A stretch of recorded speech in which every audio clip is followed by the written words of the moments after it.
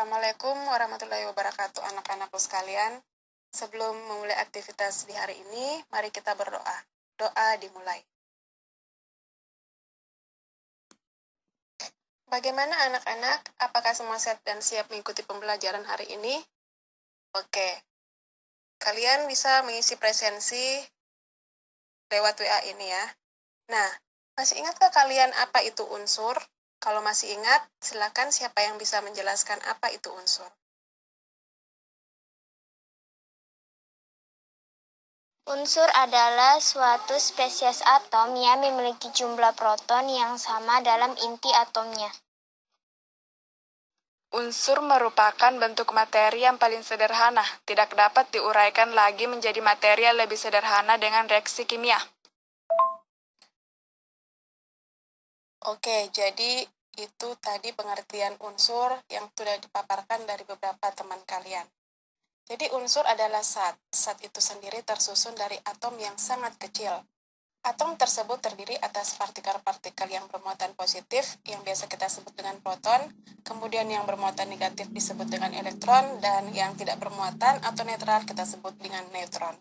Nah, materi kita kali ini ada kaitannya dengan elektron. Apakah kalian pernah mendengar petir?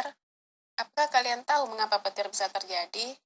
Nah, untuk mengetahui lebih jelas, silakan anak-anakku mengakses video dan membaca artikel pada link yang Ibu kirim sebentar ya.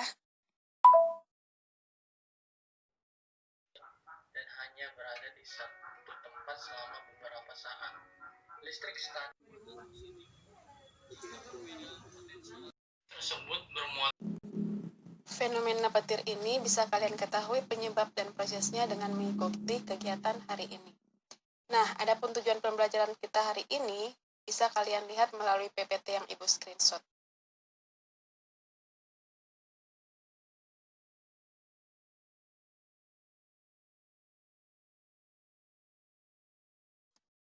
Nah, setelah menonton video dan membaca artikel mengenai fenomena petir, silakan anak-anakku merumuskan masalah atau mengajukan pertanyaan terkait apa yang sudah kalian amati.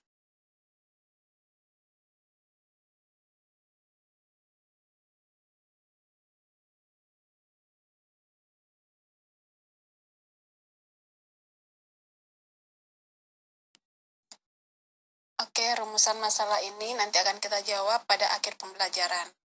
Sekarang silakan anak-anakku membaca materi dan mengerjakan LKPD yang telah Ibu kirim.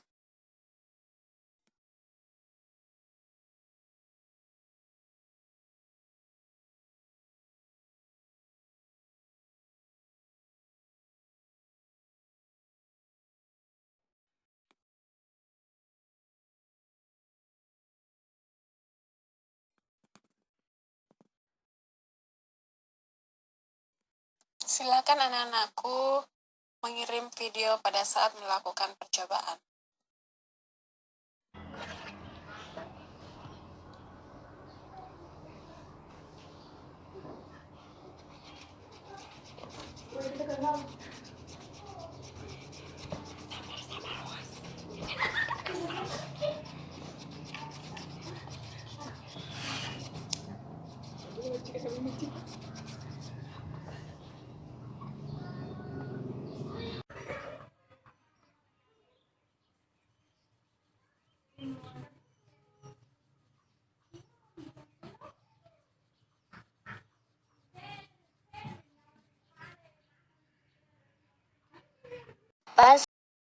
Perlakuan penggaris plastik digosokkan pada rambut.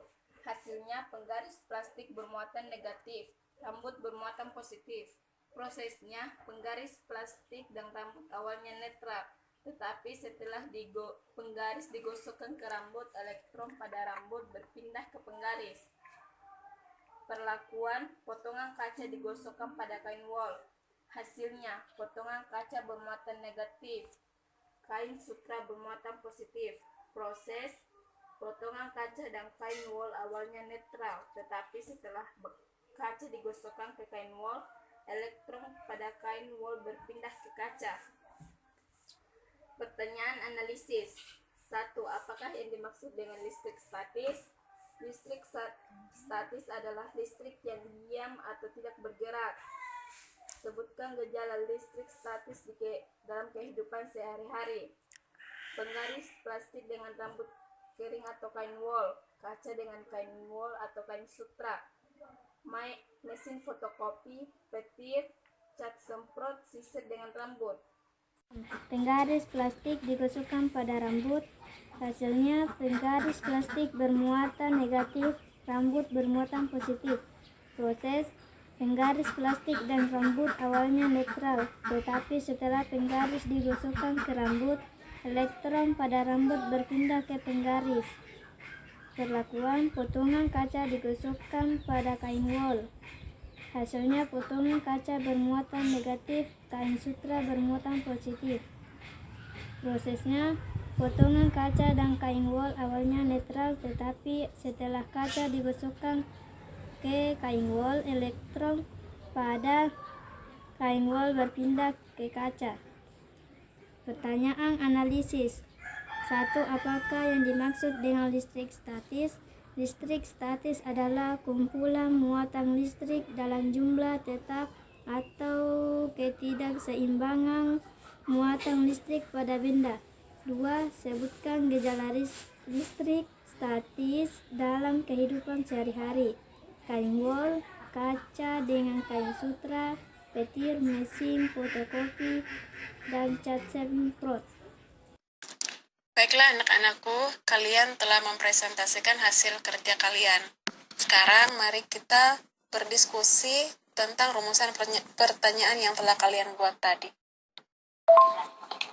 Menurut saya, pada saat penggaris plastik digosokkan pada rambut atau benda lainnya, muatan elektron pada rambut atau benda lain itu berpindah pada penggaris plastik, sehingga penggaris plastik menjadi bermuatan elektron. Oleh sebab itu dapat menarik serpihan kertas kecil. Menurut saya, karena penggaris plastik yang digosok-gosokkan ke rambut sudah bermuatan yang disebabkan oleh gaya gesek tadi, sehingga dapat menarik serpihan kertas kecil, seperti halnya magnet yang punya muatan.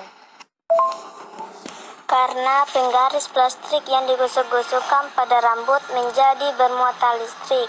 Muatan listrik itulah yang menyebabkan sobekan kertas kecil dapat tertarik ke penggaris. Iya, betul. Jadi penggaris plastik dan rambut itu awalnya netral, tetapi setelah digosok-gosokkan, penggaris plastik digosokkan pada rambut, maka elektron pada rambut akan berpindah ke penggaris plastik, sehingga rambut akan kekurangan elektron dan bermuatan positif, sedangkan penggaris plastik akan kelebihan elektron sehingga menjadi bermuatan negatif atau memiliki muatan listrik. Itulah mengapa penggaris plastik mampu menarik sobekan kertas. Baik anak-anak, siapa di antara kalian yang bisa mengemukakan atau merefleksikan hasil pembelajaran hari ini? Setelah saya pelajari materi ini, saya menjadi tahu bagaimana petir itu bisa terjadi, dan juga saya tahu bahwa dalam kehidupan sehari-hari ada beberapa contoh gejala listrik statis. Contohnya seperti yang saya praktekkan, yaitu menggosokkan penggaris pada rambut. Baiklah anak-anakku, untuk hasil kerja atau LKPD yang telah kalian kerjakan, silakan kalian upload pada WA group ini. Kemudian setelah pembelajaran usai, silakan anak-anakku juga mengerjakan kuis pada Google Form. Nanti linknya akan Ibu kirim melalui grup WA ini. Adapun tugas kalian adalah membuat elektroskop sederhana yang akan kalian kumpulkan 1 minggu kemudian.